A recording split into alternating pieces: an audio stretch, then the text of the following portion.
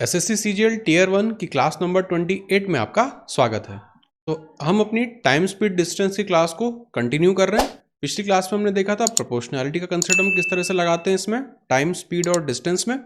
उसी चीज़ को हम आज कंटिन्यू करेंगे। कुछ क्वेश्चंस जो हमारे कल के बचे हुए थे उन्हें हम आगे कंटिन्यू करेंगे और एक्स्ट्रा कुछ क्वेश्चन टाइप्स को देखेंगे। Question number 11, a person increases his speed from 30 kph to 40 kph and reaches is office 15 minutes early.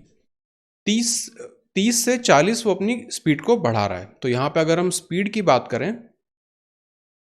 तो पहले उसकी स्पीड कितनी थी 30, नई स्पीड कितनी हो गई 40। तो अगर इसके हम रेशो की बात करें तो वो हो जाएगा 4/3। अगर स्पीड का रेशो 4/3 है तो टाइम का रेशो क्या होगा 3/4। अब यहाँ पे जो ये गैप आ रहा है 1 यूनिट किससे करस्पॉन्ड करेगा 15 मिनट को। हमें निकालना है व्हाट इज द डिस्टेंस, हमें टोटल डिस्टेंस को निकालना है। तो चाहे तो आप 3 से भी निकाल सकते हैं, अब चाहे तो आप 4 से भी निकाल सकते हैं। तो मान लेते हैं कि हम ओरिजिनल टाइम की बात कर रहे हैं तो 15 × 4 60 मिनट्स। 60 मिनट का मतलब 1 घंटे। और ओरिजिनल उसकी स्पीड कितनी थी 30, तो 30 की स्पीड से 1 घंटे चलेगा तो हमारा डिस्टेंस हो जाएगा 30 किलोमीटर। ऑप्शन नंबर ए आपका यहाँ पे आंसर हो जाएगा। अगर आप चाहें तो यहाँ ऊपर वाले टाइम से, न्यू टाइम से भी इसे निकाल सकते हैं, कोई फर्क नहीं पड़ता पुराने टाइम से निकालें या नए टाइम से। नए वाले टाइम से भी मैं आपको करके बता देता हूँ। 15 से 3 मतलब 45 मिनट, ये उसका नया टाइम होगा। नई स्पीड कितनी है उसकी 40, टाइम कितना लग रहा है 45 मिनट्स। इसे हम डिवाइड करेंगे 60 से, हमें क्योंकि इसे आवर्स में कन्वर्ट करना है। ये 2 टाइम्स, ये 3 टाइम्स, ये हो जाएगा 15 बार और 15 × 2 अगेन 30। तो आप चाहे पुराने टाइम से निकालिए चाहे नए टाइम से निकालिए, आपको आंसर यहाँ पे एक ही मिलेगा।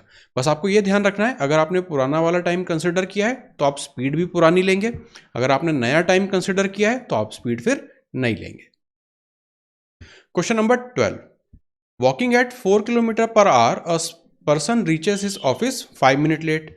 If he walks 5 kilometre per hour he will be 4 minutes too early.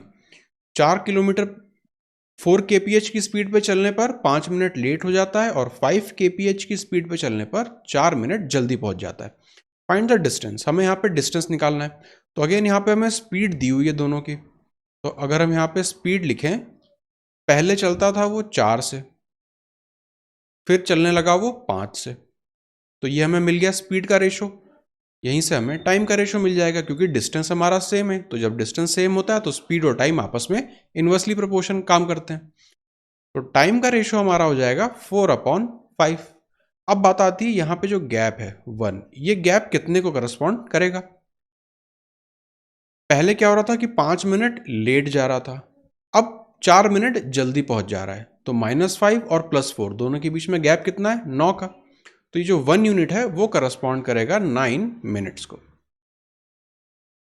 Again जैसा हमने ऊपर देखा था, चाहे तो आप पुरानी स्पीड में काम कर लीजिए चाहे नई स्पीड में काम कर लीजिए। हम मान लेते हैं इस क्वेश्चन में हम पुरानी स्पीड पे काम कर रहे हैं, तो पुराने में टाइम कितना लगेगा उसे 9 × 5 45 मिनट। इसे हमें कन्वर्ट करना है आवर्स में, तो डिवाइड कर देंगे 60 से। स्पीड उसकी पुरानी कितनी थी 4, यहाँ पे 4 से ये जाएगा 15 से ये जाएगा 3, मतलब जो डिस्टेंस है वो है 3 किलोमीटर। बिल्कुल ऊपर वाले क्वेश्चन जैसा ही है, स्पीड का रेशो निकालना है, उससे हमें टाइम का रेशो मिल जाएगा। फिर जो गैप दी होगी उसे हम क्वेश्चन के कंडीशन से निकाल लेंगे, ओरिजिनल टाइम निकाल लेंगे और ओरिजिनल स्पीड से उसे मल्टीप्लाई कर देंगे।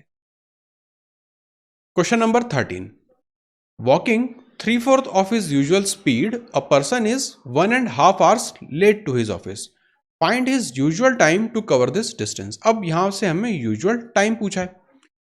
स्पीड की अगर हम बात करें, हमें बताया है कि 3/4 से चलने लगता है वो, तो अगर उसकी पहले स्पीड 4 यूनिट थी तो नई स्पीड उसकी हो जाएगी 3 यूनिट।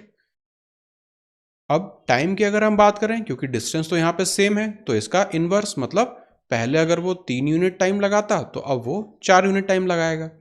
अब 4 और 3 के बीच में गैप कितना है 1 यूनिट का। ये 1 यूनिट किससे करस्पॉन्ड करता है 1.5 आवर्स को, 1.5 आवर्स को। हमसे पूछा है find his usual time, original उसे कितना टाइम लगता था, तो 1.5 को हम 3 से मल्टीप्लाई करेंगे 4.5। ऑप्शन नंबर बी यहां पे आपका आंसर हो जाएगा। Question number 14, a person generally reaches his office 30 minutes late. Normal condition में वो 30 मिनट लेट पहुंचता है। He reduces his speed to 25% one day.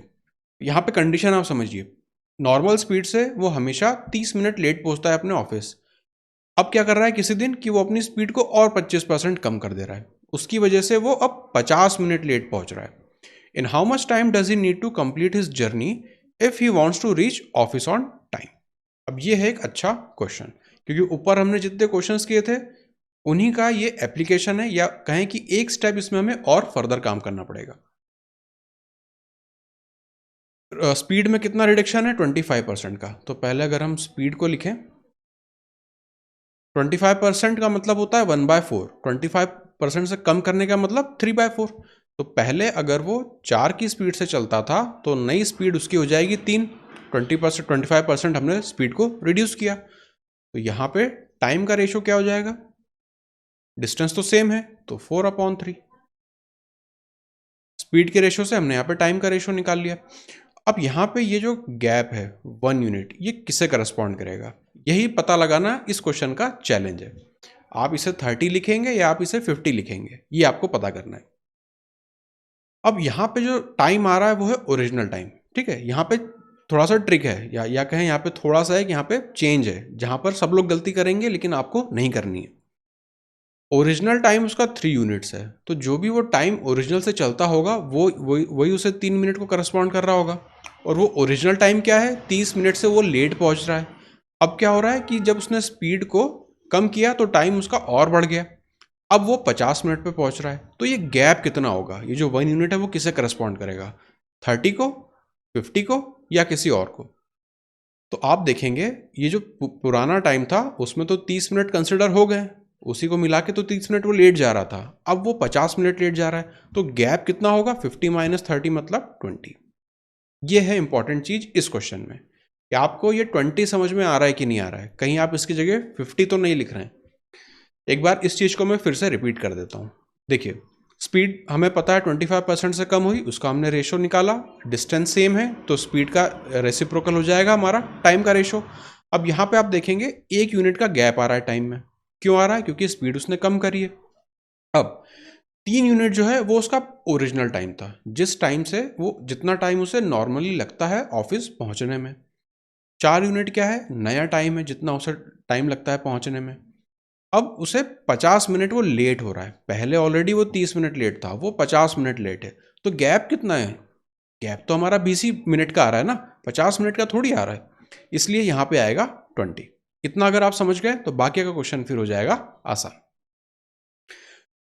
हमसे पूछा है उसने ओरिजिनल टाइम हमें निकालना है, ठीक है, तो हम 3 वाले पे काम करेंगे। 20 × 3 60 मिनट, ये है उसका ओरिजिनल टाइम, जितना टाइम उसे लगता होगा अपने घर से ऑफिस पहुंचने में। अब इतने टाइम में वो 30 मिनट लेट पहुंच रहा है, इसका मतलब अगर उसे टाइम पर पहुंचना है, he wants to complete his journey, he want to reach office on time, उसे अगर टाइम पे पहुंचना है तो उसे 60 मिनट न लगा के कितने मिनट लगाने पड़ेंगे, -30 मिनट। इतने मिनट से ही तो वो लेट हो रहा है, तो बचा कितना, 30 मिनट। तो उसे अपनी जो जर्नी है घर से लेकर ऑफिस तक की 30 मिनट में पूरी करनी होगी, अगर वो टाइम पे पहुंचना चाहता है तो। ऑप्शन नंबर हो जाएगा आपका सी आंसर। अब ये 30 मिनट इसलिए नहीं आ रहा है क्योंकि यहाँ पे वो 30 मिनट लेट हो रहा था, इसलिए हमने यहाँ पे उसे डायरेक्ट मिला दिया। ये तो है कि 30 मिनट वो अपने टाइम से लेट हो रहा है, पर हमें ये थोड़ी पता है कि उसका ओरिजिनल टाइम है कितना। इसलिए हमें इस क्वेश्चन में सबसे पहले निकालना पड़ रहा है कि उसका ओरिजिनल टाइम है कितना, कि वो लगाता कितना देर है। तो हमने निकाला कि 60 मिनट वो लगाएगा जर्नी में। अब अगर 30 मिनट वो लेट पहुंच रहा है नॉर्मल टाइम में, तो उसे 30 मिनट जल्दी जाना पड़ेगा, इसलिए आंसर आ गया हमारा 30 minute. Question number 15, a car was going from place A to B, after running for 2 hours it developed a snag. Snag develop होने का मतलब उसमें कुछ खराबी आ गई, and its speed drop by 25%, speed में 25% की गिरावट हो गई, and it got 30 minute late. Obviously speed अगर कम हुई है तो ओरिजिनल टाइम से टाइम उसे पहुंचने में ज़्यादा लगेगा, तो कुछ ना कुछ देरी उसे हुई होगी। कितना? 30 मिनट की उसे देरी हुई है। Had the snag develop 40 kilometre further the delay would have been 20 minutes. अब यहाँ पे दो कंडीशंस है, तो दोनों कंडीशन को हम एक एक करके देखते हैं। सबसे पहले हम बना लेते हैं एक line A to B, A to B. यहां पर है ए, यहां पर है बी। अब हम अगर कंडीशन देखें, 2 घंटे चलने के बाद उसमें कुछ खराबी आ गई, तो यहां से अगर चलना शुरू किया, मान लेते हैं कि 2 घंटे बाद यहां कहीं वो पहुंचा होगा। अब यहां पर आ गई खराबी, उसकी वजह से क्या हुआ? स्पीड जो है वो 25% कम हो गई। अब यहां पे अगर हम स्पीड का रेशो देखें, अगेन 25% से कम हो जाने का मतलब 3/4। तो पहले अगर वो 4 की स्पीड से चल रहा था, अब वो 3 यूनिट की स्पीड से चलेगा। ये हम यहाँ पे रेशो की बात कर रहे हैं, एब्सोल्यूट वैल्यूज हम यहाँ पे नहीं ले रहे हैं क्योंकि हमें पता ही नहीं है, वो तो हमें निकालनी है। पर इस 25% रिडक्शन से एक चीज़ तो मुझे पता है कि अगर वो पहले 4 यूनिट की स्पीड से चल रहा था, तो अब वो 3 यूनिट की स्पीड से चलेगा। तो यहाँ पर अगर हम देखें, एक उसमें लिख देता हूँ मैं, स्पीड को मैं लिख रहा हूँ, स्पीड के रेशो को मैं लिख रहा हूँ। यहाँ पे ओरिजिनल 4 की स्पीड से वो चल रहा था, अब आगे क्या होगा? वो 3 की स्पीड से चलेगा। स्पीड यहाँ पे आके उसकी, यहाँ पे खराबी आई है, इस वजह से स्पीड यहाँ पे उसकी कम हो रही है। इसकी वजह से क्या हो रहा है कि 30 मिनट लेट हो रहा है। तो अगेन जैसा हम ऊपर के क्वेश्चंस में कर रहे थे, वही चीज़ हम यहाँ पर लगाएंगे। अगर मैं टाइम की बात करूँ तो डिस्टेंस तो हमारा सेम है। डिस्टेंस कौन सा? ये वाला। अभी हम बात कर रहे हैं यहां से यहां की, तो इस डिस्टेंस की हम बात कर रहे हैं क्योंकि जो भी देरी होगी यहीं पर होगी, स्पीड क्योंकि यहीं पर चेंज हो रही है। तो अगर हम टाइम की बात करें तो वो हो जाएगा कि ओरिजिनल कंडीशन में अगर उसे 3 यूनिट टाइम लगता, तो अब उसे 4 यूनिट टाइम लगेगा। ये गैप हमें कितना दिया है? 1 यूनिट का 30 मिनट्स।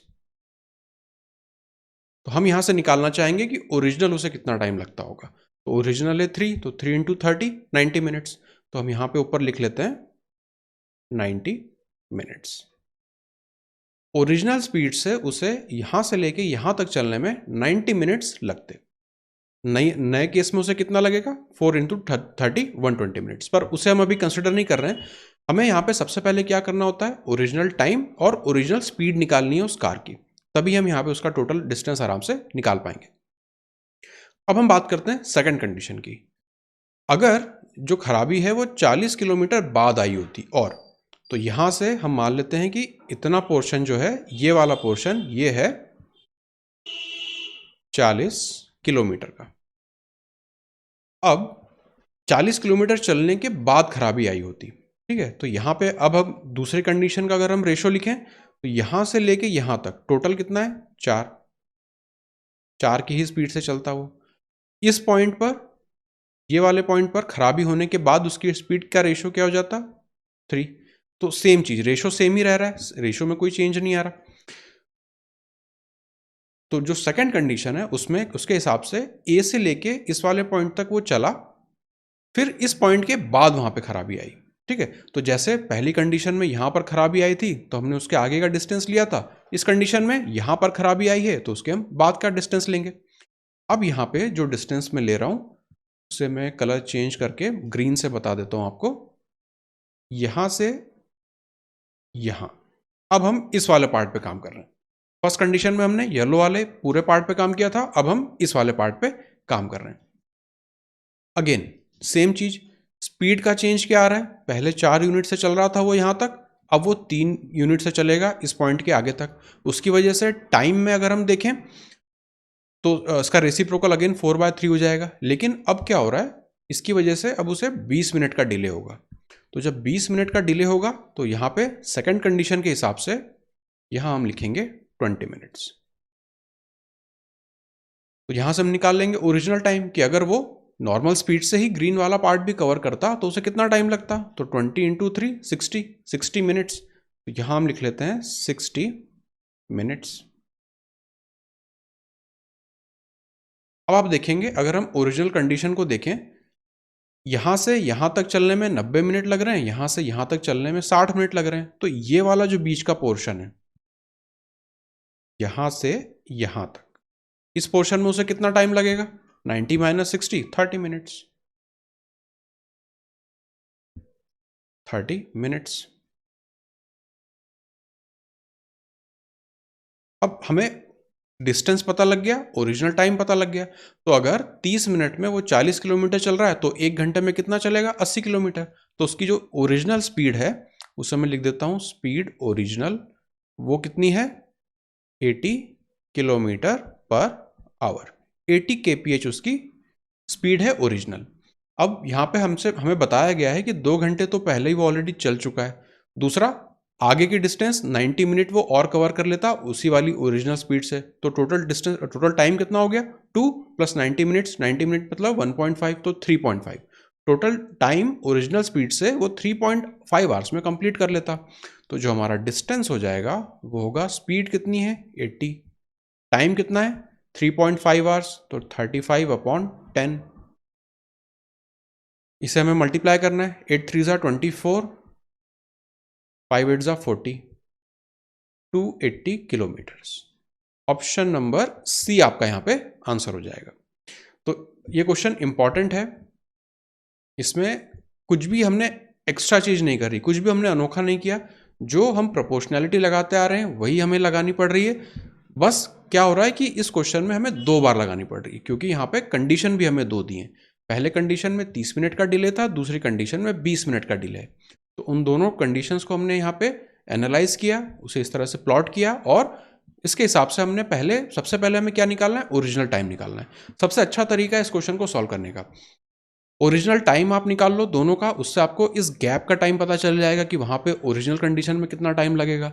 डिस्टेंस आपको दिया हुआ है, इससे आपको मिल जाएगी ओरिजिनल स्पीड। अब अगर यहाँ पे मुझसे पूछते कि जो रिड्यूस स्पीड थी वो कितनी है, तो ओरिजिनल मुझे पता है, रिडक्शन के बाद कितनी हो गई? 3/4 हो गई। तो 80 × 3/4 मतलब वो हो जाती 60 किलोमीटर पर आवर। तो चाहे नई स्पीड हो, चाहे पुरानी स्पीड हो, या फिर टोटल डिस्टेंस हो, इस क्वेश्चन में कुछ भी पूछा हो, अब मैं सब कुछ यहाँ से निकाल सकता हूँ। और क्या चीज़ें इसमें पूछी जा सकती है? इस पॉइंट से लेके इस पॉइंट तक का डिस्टेंस पूछा जा सकता है, या इस पॉइंट से लेके इस पॉइंट तक का डिस्टेंस पूछा जा सकता है। तो हम सब कुछ निकाल सकते हैं अब तो।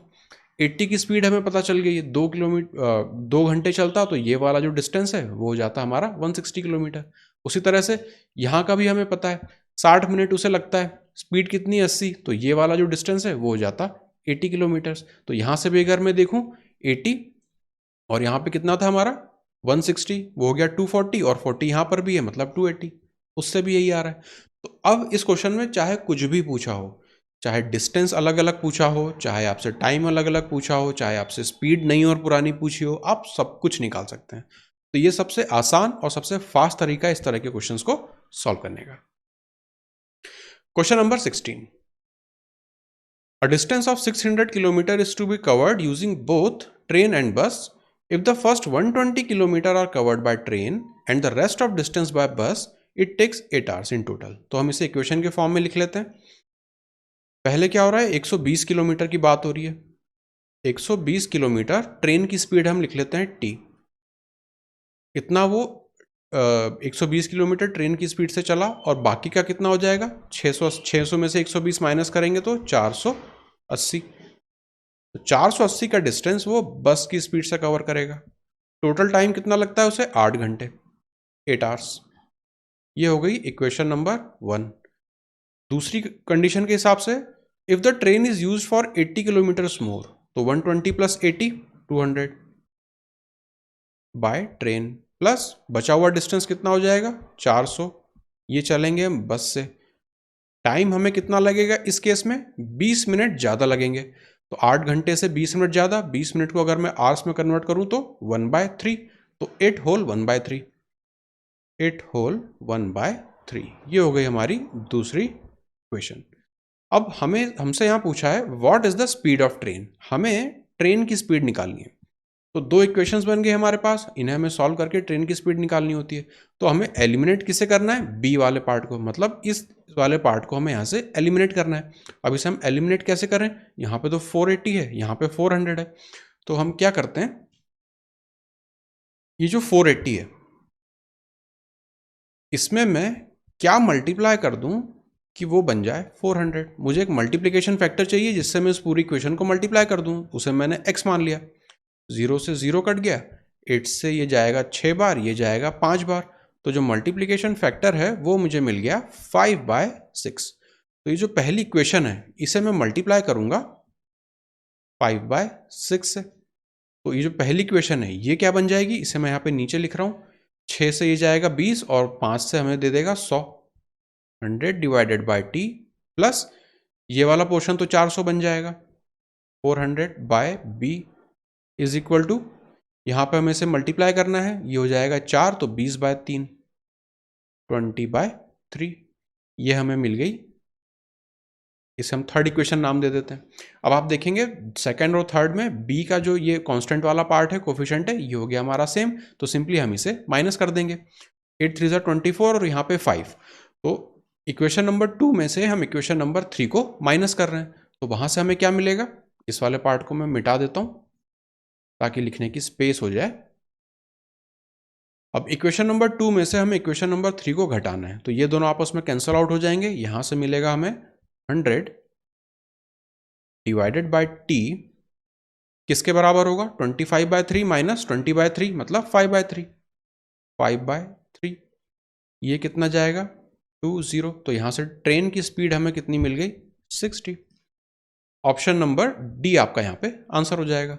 तो आपको दो इक्वेशन यहाँ पे साइमल्टेनियस इक्वेशन बनानी है जिसे आपको एलिमिनेट करना है। जैसे यहाँ पे हमें ट्रेन की स्पीड निकालनी थी तो हमें बस वाले कोफिशिएंट को एलिमिनेट करना है, तो उसके लिए हमने एक मल्टीप्लाइंग फैक्टर निकाल लिया ताकि 480 को हम 400 में कन्वर्ट कर सकें। कन्वर्ट करने के बाद इन दोनों इक्वेशन को हमें माइनस करना है, सॉल्व करना है और आंसर निकाल लेना है। Question number 17, A and B run at 10 kph and 12 kph respectively. ये दोनों की इंडिविजुअल स्पीड उन्होंने हमें दे दी। One day A and B started together and A took 10 minutes more than B in reaching their destination. How far was their destination. अब again ये हो गया हमारे लिए सिंपल क्वेश्चन। क्यों? क्योंकि यहाँ पे जो टोटल डिस्टेंस है वो है हमारा कांस्टेंट, तो हमें काम किस में कर जाना है, स्पीड और टाइम में। स्पीड का भी हमें यहाँ पे एक्चुअल वैल्यूज दी हैं तो हम इनसे निकाल लेंगे इनका रेशो। तो अगर मैं स्पीड की बात कर रहा हूँ a बाय बी लिख रहा हूँ, इनका रेशो क्या है a बाय बी में 5/6, ये है हमारा स्पीड का रेशो। यहां से अब मैं निकाल लूँ अगर टाइम का रेशो, डिस्टेंस हमारा सेम है तो इसका रेसिप्रोकल हो जाएगा, तो टाइम का रेशो मैं लिखूंगा 6/5। गैप कितना आ रहा है 1 यूनिट का, 1 यूनिट किससे करस्पॉन्ड करेगा 10 मिनट को, 10 मिनट्स। हमसे पूछा है how far was the destination, मतलब हमें निकालनी है डिस्टेंस। तो चाहे आप 6 वाले टाइम को ले लीजिए चाहे 5 को ले लीजिए, क्योंकि यहाँ पे 6 दिख रहा है और 10 है तो मुझे क्लियरली दिख रहा है 60 मिनट बना के ये 1 आवर कर देगा, तो ईजी हो जाएगा मेरा कैलकुलेशन, इसलिए मैं 6 को चूज करूंगा। तो 6 × 10 60 मिनट। ये किसका है, ऊपर हमने क्या लिया था, यहाँ पे ए लिया था, तो ए को लग रहा है टाइम 60 मिनट। ए की स्पीड कितनी है 10 किलोमीटर पर आवर, तो 10 × 1, इसे जब हम आर में कन्वर्ट करेंगे तो 1 आवर हो जाएगा, तो 10 × 1 10 किलोमीटर्स। ऑप्शन नंबर ए यहाँ पे आपका आंसर हो जाएगा। तो इजी क्वेश्चन है, जैसा हमने ऊपर किया था पहले के क्वेश्चंस, बिल्कुल सेम कंसेप्ट यहाँ पे लग रहा है। Question number 18, a man drives at 28 kph, however if he keeps stopping in between, his effective speed drops to 21 kph. What is his average stoppage time per hour? Average stoppage time per hour, ऐसे question prelims में दिखे हैं SSC CGL में, तो important question है ये tier 1 के perspective से। अब यहाँ पे क्या हो रहा है, नॉर्मली वो 28 किलोमीटर पर आवर की स्पीड से जाता है, लेकिन अब क्या हो रहा है कि वो रुक रुक के जा रहा है, तो उस वजह से उसकी जो इफेक्टिव स्पीड है, एवरेज स्पीड है, वो 21 किलोमीटर पर आवर ही रह जाती है। अगेन देखेंगे यहाँ पे तो आप डिस्टेंस जो है वो है हमारा सेम डिस्टेंस की बात हो रही है, तो स्पीड भी हमें दिया हुआ है, तो अगेन हम स्पीड और टाइम के रेशो में काम कर जाएंगे। यहां पे अगर मैं लिखूं स्पीड का रेशो, पहले क्या था वो 28 की स्पीड से चलता था, अब क्या हो रहा है 21 की स्पीड से चल रहा है, तो रेशो की अगर हम बात करें 60 से डिवाइड होंगे तो 3/4। स्पीड का रेशो मिल गया, तो टाइम का रेशो मुझे बता दीजिए कितना होगा, 4/3। डिस्टेंस सेम है तो इनका जो रेशो होता है वो रेसिप्रोकल हो जाता है जब हम चेंज करते हैं। तो टाइम का यहाँ पे मुझे रेशो मिल गया, मतलब पहले उसे 3 यूनिट टाइम लगता था तो अब उसे 4 यूनिट टाइम लगेगा। हमें निकालना क्या है कि उसका एवरेज स्टॉपेज टाइम क्या है। एवरेज स्टॉपेज टाइम निकालने के लिए हम क्या करते हैं, पूरा इसे 60 मिनट तक चलाएंगे नई वाली स्पीड से। ऊपर हमने नई वाली स्पीड लिखी है कम होने के बाद जो है, तो हम क्या करेंगे, इस वाले रेशो को 15 से मल्टीप्लाई कर देते हैं ऊपर नीचे। तो ये हमें जो टाइम है वो मिल जाएगा ऊपर 60, डिनोमिनेटर में 45। इसका क्या मतलब कि पहले वो जो डिस्टेंस 45 मिनट्स में कवर कर रहा था अब वो 60 मिनट में कर रहा है।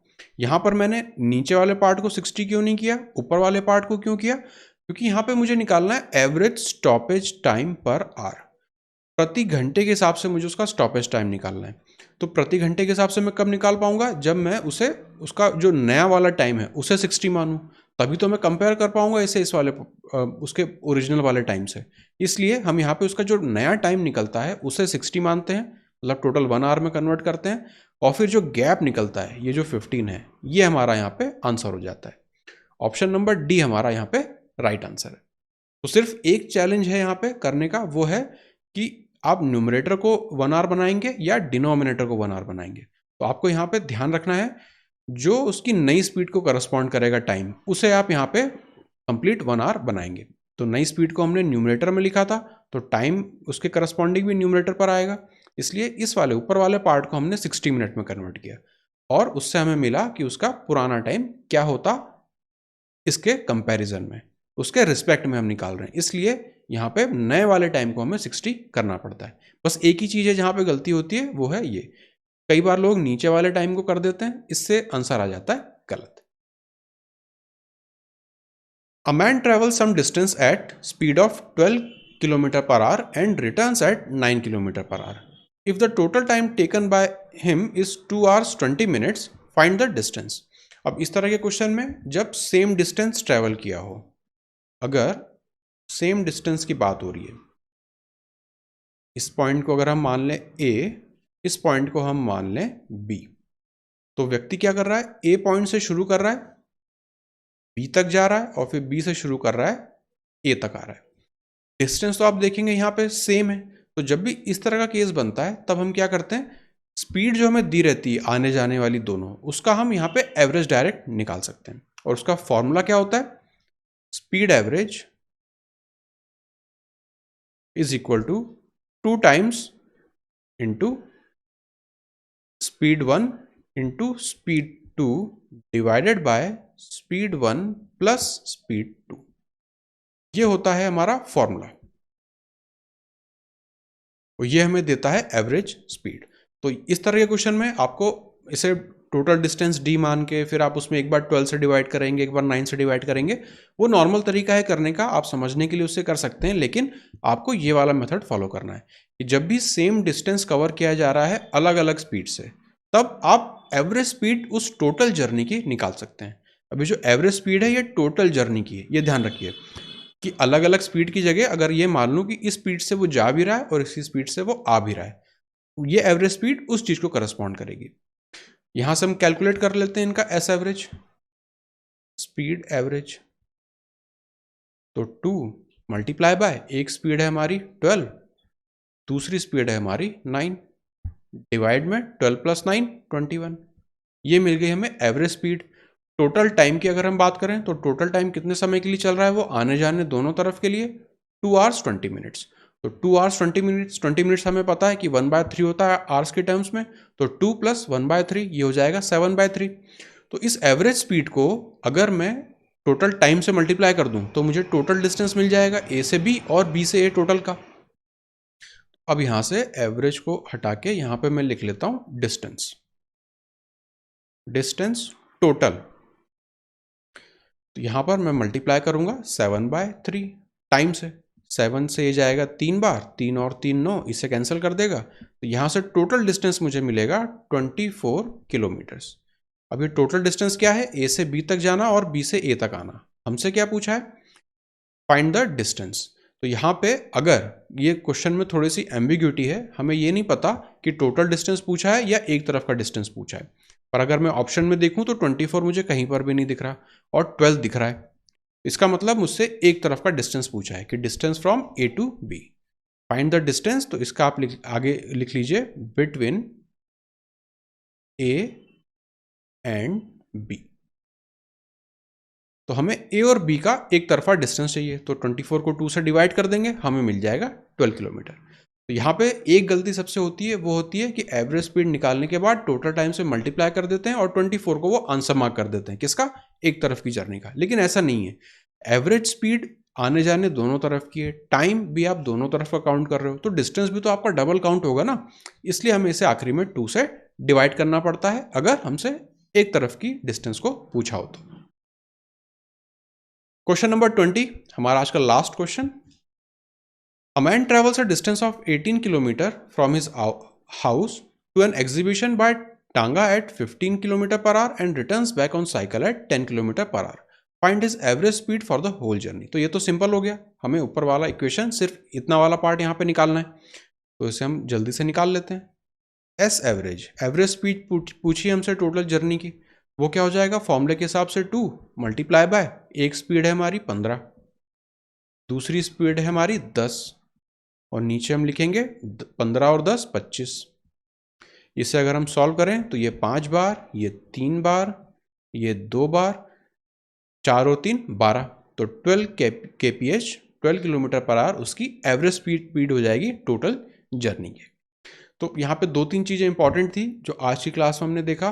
पहला, स्पीड एवरेज की हमारी फॉर्मूला क्या होता है, ये स्टैंडर्ड फॉर्मूला है, आपको इसी तरह से यूज़ करना है, ये फास्ट काम करेगा। यहाँ पे आपको ज़बरदस्ती कंसेप्ट में नहीं घुसना है, ये फॉर्मूला आपको यूज़ करना ही करना है। जब भी इस तरह का आपको लगे कि 2 डिस्टेंस हैं, उन्हें ट्रैवल किया जा रहा है और डिस्टेंस जो है वो सेम है, तो उनकी हम एवरेज स्पीड यहाँ से निकाल सकते हैं। दूसरा, ज़रूरी नहीं कि जो डिस्टेंस है वो मतलब एक तरफ आना और एक तरफ जाना इसी तरह से रहे, हो सकता है कि एक डिस्टेंस और फिर उसके और आगे आपने अपनी जर्नी को कंटिन्यू किया, तो उस केस में भी हम निकाल सकते हैं। शर्त यह है कि जो डिस्टेंस है वो सेम रहना चाहिए, तभी हम ये स्पीड का एवरेज टोटल डिस्टेंस के लिए निकाल पाएंगे। तो पहला था हमारा स्पीड एवरेज, एक ये चीज़ आपको ध्यान रखनी है। और दूसरा, अगर आज के हिसाब से देखें, ये वाला एक क्वेश्चन है, यहाँ पे बहुत ज़्यादा गलती होती है एवरेज स्टॉपेज टाइम को निकालने में। कहाँ पे गलती होती है, इस वाले पॉइंट पे, तो वो भी मैंने आपको बता दिया। तीसरा, अगर आज का अच्छा क्वेश्चन था तो वो था क्वेश्चन नंबर 15, ये वाला, जहाँ पे 2 कंडीशंस थी, हमें 2 बार अपने कंसेप्ट को लगाना पड़ रहा था। ये एक अच्छा क्वेश्चन टाइप है। तो ये 3 चीज़ें हैं आज के सेशन के लिए इंपॉर्टेंट जो हमने आज सीखी हैं। इन्हें अब से आपको इस मेथड को या इस जो भी आप इसे ट्रिक कह लें, कंसेप्ट कह लें, जो भी आप अपने शब्दों में कह लें, इन चीज़ों को आपको अब सीखना है। और इस तरह के क्वेश्चन जब आपको दिखें, चाहे आप प्रीवियस ईयर पेपर सॉल्व कीजिए, चाहे आप मॉक सॉल्व कीजिए, चाहे आप बुक से सॉल्व कर रहे हो, कहीं से भी आप सॉल्व कीजिए, इन मेथड्स को अप्लाई करना आप शुरू कीजिए। तो ये थी हमारी आज की क्लास। अभी टीएसडी के और क्वेश्चंस और क्वेश्चन टाइप्स बचे हुए हैं, तो हम उस पर 1 या 2 सेशन और लेंगे। आज की क्लास को हम यहाँ पर ख़त्म करते हैं, मिलते हैं अगली क्लास में।